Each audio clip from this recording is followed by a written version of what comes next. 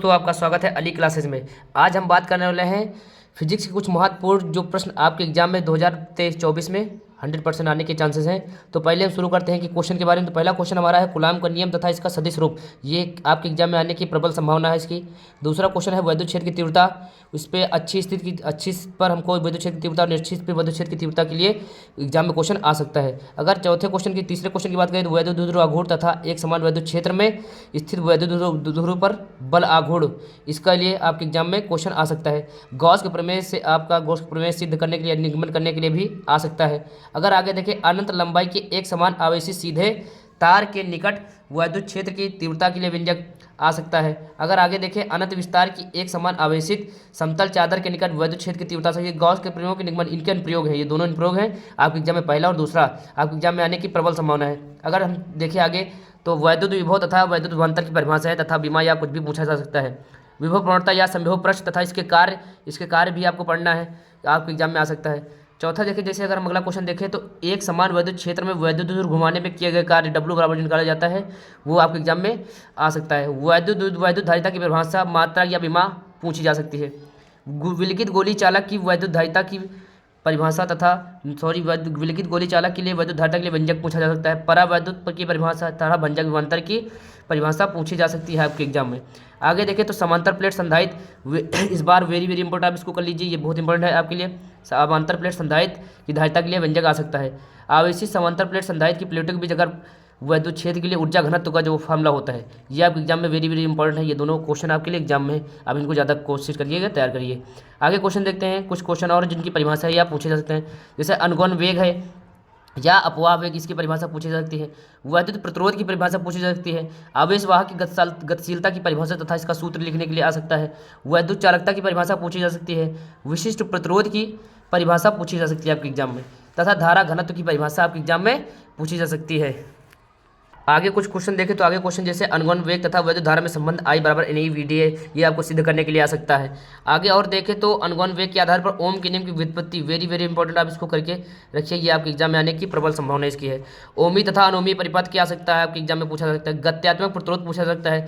प्रतिरोधों का संयोजन या इससे संबंधित न्यूमेरिकल भी आपके एग्जाम में आ सकते हैं। समांतर क्रम संयोजन, श्रेणी क्रम संयोजन दो प्रकार से होता है। वैद्युत वाहक बल तथा सेल का आंतरिक प्रतिरोध में जो संबंध होता है उसके लिए आपके लिए व्यंजक पूछा जा सकता है। किरचॉफ के दोनों नियम आपसे पूछे जा सकते हैं।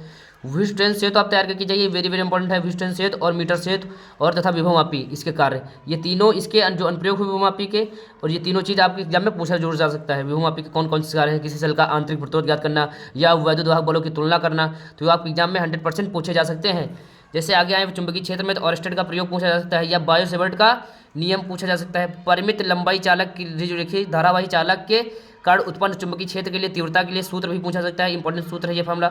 वृत्ताकार कुंडली के केंद्र, कोई वृत्ताकार कुंडली है उसके केंद्र पर जो तीव्रता होगी उसके लिए सूत्र पूछा जा सकता है। या वृत्ताकार कुंडली के अक्ष पर, यहाँ से हम जो अक्ष पर निकालते हैं इसके लिए हमको सूत्र पूछा जा सकता है। एम्पियर का प्रपथ नियम तथा उसके अनुप्रयोग पूछे जा सकते हैं। तो इसके अनुप्रयोग कौन कौन से हैं। लंबे तार के कारण चुंबकीय क्षेत्र या एम्पियर की परिभाषा पूछी जा सकती है आपको। परिनालिका के कारण चुंबकीय क्षेत्र, टोरॉइड के कारण चुंबकीय क्षेत्र, या आप तीनों तैयार करके जुड़ जाएगा। और एम्पियर का प्रपथ नियम आप तैयार करिए।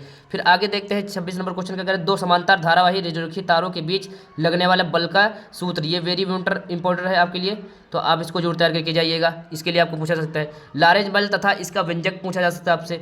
एक समान बाह्य चुंबकीय क्षेत्र में धारावाही लूप पर बलाघूर्ण, ये भी सूत्र आपके लिए इंपॉर्टेंट है, ये तैयार करके जाइएगा आप।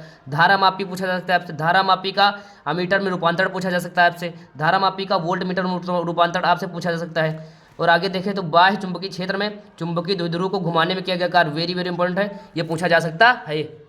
आगे हम देखें तो आगे क्वेश्चन जैसे कह रहा है द्विगुणपात कोण या नमन कोण की परिभाषा आपसे पूछे जा सकते हैं। फैराडे के दोनों नियम, प्रथम तथा द्वितीय नियम आपसे पूछे जा सकते हैं। स्वपेड़ तथा अन्योन्य पेड़ के पूछा जा सकता है। स्वपेड़ गुणांक पूछा जा सकता है, अन्योन्य पेड़ गुणांक पूछा जाता है, इसकी घटना पूछी जा सकती है। आप लोग इसको जरूर से जरूर तैयार करके जाइए। लंबी परिनालिका का स्वप्रकृत या समतल वृत्ताकार कुंडली का स्वप्रकृत आपको एग्जाम में जरूर मिलेगा। ठीक, दो समतल कुंडलियों के बीच अन्योन्य प्रेरकत्व तथा भंवरदार ये आपके एग्जाम में आने की प्रबल संभावना है। प्रत्युत धारा के लिए परिपथ आपको कौन से परिपथ तैयार करके जाने हैं। CR परिपथ हो गया, LR परिपथ हो गया, LC परिपथ हो गया तथा LCR परिपथ आपके एग्जाम में पूछे जा सकते हैं। चोक कुंडली तथा ट्रांसफार्मर, इसके उपयोग कौन कौन से ट्रांसफार्मर अपचाई होते हैं, ऊंचाई होते हैं, उसके बारे में आपको चोक कुंडली के बारे में आ सकता है। प्रत्युत धारा का वर्गमूल माध्य मूल मान आपके एग्जाम में पूछे जा सकते हैं। सेकंड फिजिक्स में कुछ महत्वपूर्ण प्रश्नों को देखते हैं, जैसे है प्रकाश का परावर्तन तथा अपवर्तन आपके एग्जाम में आ सकता है। आगे पूर्व आंतरिक परावर्तन आपके एग्जाम में आ सकता है। अपवर्तनांक आपके एग्जाम में आ सकता है। क्रांति कोण आपके एग्जाम में आ सकता है। प्रकाश की उत्क्रमणीयता का सिद्धांत आपके एग्जाम में आ सकता है। उत्तल तथा अवतल लेंस के लिए फोकस दूरी का सूत्र का निगमन आपके एग्जाम में आ सकता है। उत्तल तथा अवतल गोलीय पृष्ठ के लिए अपवर्तन का सूत्र आपके एग्जाम में पूछा जा सकता है। ठीक, पतले लेंस के लिए अपवर्तन का सूत्र, जिसे लेंस मेकर सूत्र वेरी वेरी इंपॉर्टेंट है, ये आपके लिए, ये आपके एग्जाम में आ सकता है।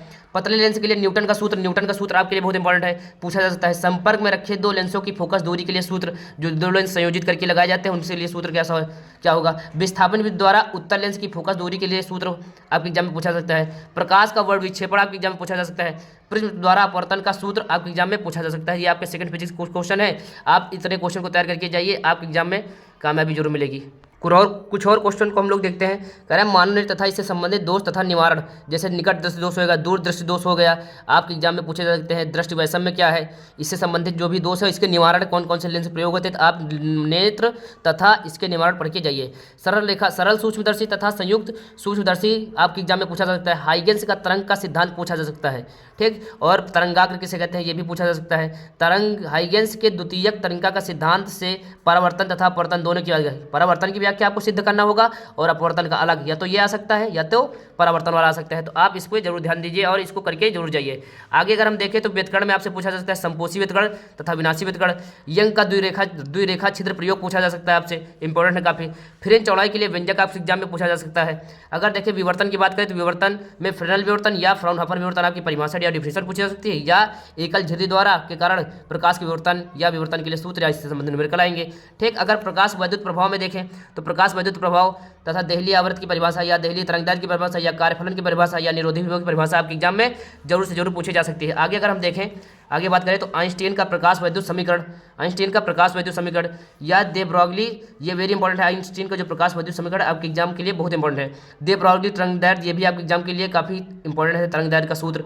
टॉमसन का परमाणु मॉडल आप पढ़ के जाइए। रदरफोर्ड का परमाणु मॉडल आप पढ़ के जाइए। बोर का परमाणु मॉडल आपके पढ़ जाइए तथा इनकी कमियां भी पढ़ के जाना है, कौन कौन से कमी थी, कौन कौन से इनकी सफलता मिली और कौन सी इनको असफलताएं मिली, आप इसको पढ़ के जाना है।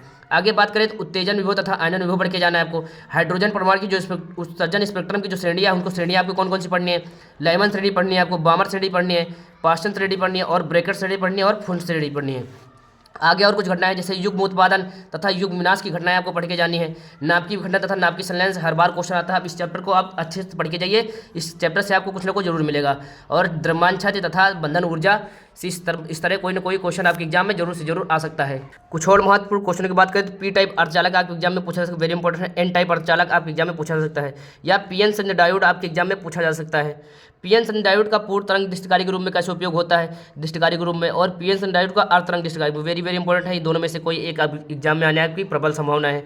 एलईडी आपके एग्जाम में बहुत बार पूछा गया है और आ भी सकता है। फोटो डायोड आपके एग्जाम में आने की प्रबल संभावना है। सौर सेल कार्य प्रणाली या इससे संबंधित कोई भी पढ़ के जाना है, इसको एलईडी और फोटो डायोड और सौर सेल की कार्य प्रणाली, संरचना और इसके क्या क्या उपयोग है, क्या क्या कमियां हैं, उसको आपको पढ़ के जाना है। उसके बाद गेट की बात करें तो और गेट पढ़ के जाना है आपको, एंड गेट पढ़ के जाना है, नॉट गेट पढ़ के जाना है और आपको नॉर गेट पढ़ के जाना है, नैंड गेट पढ़ के जाना है। जितने क्वेश्चन मैंने आपको बताए इनसे संबंधित टॉपिक और इनसे संबंधित जितने न्यूमेरिकल हैं आपको मिले, जितने न्यूमेरिकल आपको मिले और जितने संबंधित टॉपिक है इनको आप अच्छे से पढ़ के जाइए। और थ्योरी तथा प्रत्येक टॉपिक में अगर आपको विमा पूछी जा रही है तो विमा तैयार कर लीजिए, या उससे संबंधित मात्रक पूछे जा सकते हैं। और उसी टॉपिक से संबंधित जैसे विभव विभवांतर हो गए और विद्युत धारा हो गए, उससे संबंधित जितने न्यूमेरिकल, उसी टॉपिक से न्यूमेरिकल भी आएंगे। जिस टॉपिक से आपको डेरिवेशन तैयार करना है उसी टॉपिक से आपको न्यूमेरिकल भी तैयार करना है। तो आप न्यूमेरिकल भी फोकस, क्योंकि आपके एग्जाम में न्यूमेरिकल भी काफ़ी पूछे जाते हैं और डेरिवेशन तो आते ही आते हैं। ठीक, तो आप लोग एग्जाम में डेरिवेशन तथा न्यूमेरिकल दोनों पर फोकस करिए। और जितने क्वेश्चन मैंने बताए हैं, जैसे ये वाला क्वेश्चन, जितने टाइप के क्वेश्चन हो गए और पीछे जितने क्वेश्चन हो गए, उन सारे क्वेश्चन को आप लोग ध्यान से पढ़िए और आशा करते हैं कि आपके एग्जाम में 100% आपको सफलता मिले।